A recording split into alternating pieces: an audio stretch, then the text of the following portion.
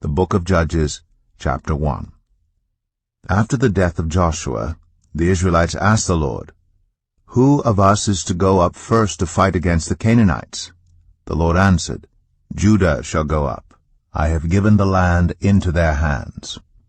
The men of Judah then said to the Simeonites, their fellow Israelites, "Come up with us into the territory allotted to us, to fight against the Canaanites. We in turn will go with you into yours." So the Simeonites went with them. When Judah attacked, the Lord gave the Canaanites and Perizzites into their hands, and they struck down 10,000 men at Bezek. It was there that they found Adoni-Bezek and fought against him, putting to rout the Canaanites and Perizzites. Adoni-Bezek fled, but they chased him and cut off his thumbs and big toes. Then Adoni-Bezek said, 70 kings with their thumbs and big toes cut off have picked up scraps under my table. Now God has paid me back for what I did to them." They brought him to Jerusalem, and he died there. The men of Judah attacked Jerusalem also, and took it. They put the city to the sword, and set it on fire. After that, Judah went down to fight against the Canaanites living in the hill country, the Negev, and the western foothills. They advanced against the Canaanites living in Hebron, formerly called Kiriath Arba, and defeated Sheshai, Ahiman, and Talmai. From there they advanced against the people living in Debir, formerly called Kiriath Sepher. And Caleb said, "I will give my daughter Achsah in marriage to the man who attacks and captures Kiriath Sepher." Othniel, son of Kenaz, Caleb's younger brother, took it. So Caleb gave his daughter Achsah to him in marriage. One day when she came to Othniel, she urged him to ask her father for a field. When she got off her donkey, Caleb asked her, "What can I do for you?" She replied, "Do me a special favor. Since you have given me land in the Negev, give me also springs of water." So Caleb gave her the upper and lower springs. The descendants of Moses' father-in-law, the Kenite, went up from the city of palms with the people of Judah to live among the inhabitants of the desert of Judah, in the Negev near Arad. Then the men of Judah went with the Simeonites, their fellow Israelites, and attacked the Canaanites living in Zephath, and they totally destroyed the city. Therefore it was called Ormah. Judah also took Gaza, Ashkelon, and Ekron, each city with its territory. The Lord was with the men of Judah. They took possession of the hill country, but they were unable to drive the people from the plains because they had chariots fitted with iron. As Moses had promised, Hebron was given to Caleb, who drove from it the 3 sons of Anak.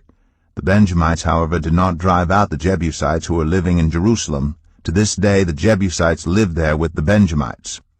Now the tribes of Joseph attacked Bethel, and the Lord was with them. When they sent men to spy out Bethel, formerly called Luz, the spies saw a man coming out of the city, and they said to him, "Show us how to get into the city, and we will see that you are treated well." So he showed them, and they put the city to the sword, but spared the man and his whole family. He then went to the land of the Hittites, where he built a city and called it Luz, which is its name to this day. But Manasseh did not drive out the people of Bethshan, or Tanakh, or Dor, or Ibleam, or Megiddo, and their surrounding settlements, for the Canaanites were determined to live in that land. When Israel became strong, they pressed the Canaanites into forced labor, but never drove them out completely. Nor did Ephraim drive out the Canaanites living in Gezer, but the Canaanites continued to live there among them. Neither did Zebulun drive out the Canaanites living in Kitron or Nahalol. So these Canaanites lived among them, but Zebulun did subject them to forced labor. Nor did Asher drive out those living in Akko or Sidon or Alab or Akzib or Helba or Aphek or Rehob. The Asherites lived among the Canaanite inhabitants of the land because they did not drive them out. Neither did Naphtali drive out those living in Beth Shemesh or Beth Anath, but the Naphtalites too lived among the Canaanite inhabitants of the land. And those living in Beth Shemesh and Beth Anath became forced laborers for them. The Amorites confined the Danites to the hill country, not allowing them to come down into the plain. And the Amorites were determined also to hold out in Mount Eris, Ajalon, and Shaalbim. But when the power of the tribes of Joseph increased, they too were pressed into forced labor. The boundary of the Amorites was from Scorpion Pass to Selah and beyond. Judges 2. The angel of the Lord went up from Gilgal to Bochim, and said, I brought you up out of Egypt, and led you into the land I swore to give to your ancestors. I said, I will never break my covenant with you, and you shall not make a covenant with the people of this land, but you shall break down their altars. Yet you have disobeyed me. Why have you done this? And I have also said, I will not drive them out before you. They will become traps for you, and their gods will become snares to you.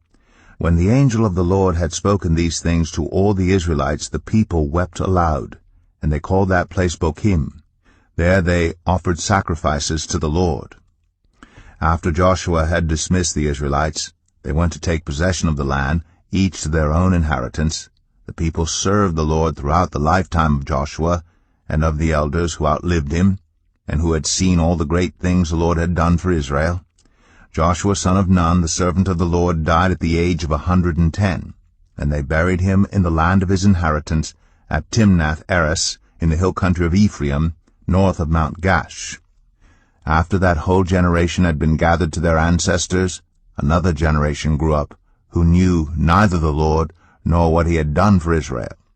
Then the Israelites did evil in the eyes of the Lord, and served the Baals. They forsook the Lord, the God of their ancestors, who had brought them out of Egypt. They followed and worshipped various gods of the peoples around them. They aroused the Lord's anger, because they forsook him and served Baal and the Ashtoreths. In his anger against Israel, the Lord gave them into the hands of raiders who plundered them. He sold them into the hands of their enemies all around, whom they were no longer able to resist. Whenever Israel went out to fight, the hand of the Lord was against them to defeat them, just as he had sworn to them. They were in great distress. Then the Lord raised up judges, who saved them out of the hands of these raiders. Yet they would not listen to their judges, but prostituted themselves to other gods and worshipped them.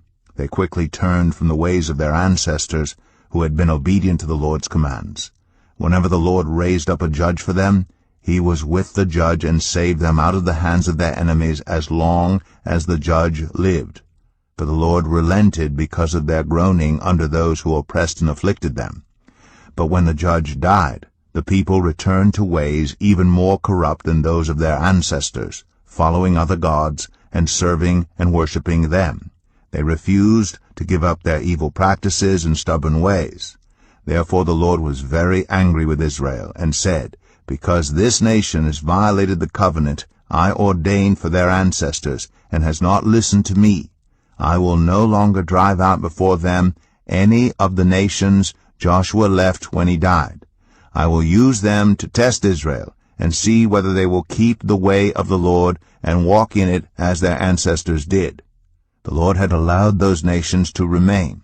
He did not drive them out at once by giving them into the hands of Joshua.